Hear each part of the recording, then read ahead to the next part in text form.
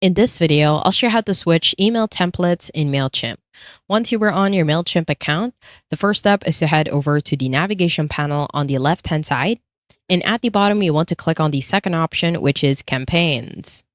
Now, once you are on the Campaign section, what you need to do is simply head over to the campaign in which you want to switch the template to. This will be my email campaign. Now, on the right-hand side of Campaign, head over to the Action section. And at the bottom, click on the Edit button. Once you do that, you'll be taken to the settings of your campaign. From here, you want to head over to the bottom, which is the content. And on the right-hand side of the content, click on the button to edit the design. Once you do that, you'll be taken to the template or the editor of your campaign. Now, this is a template. In order for you to switch or change a template, simply head over to the top bar. On the right-hand side, you want to click on the drop-down for Save and Exit.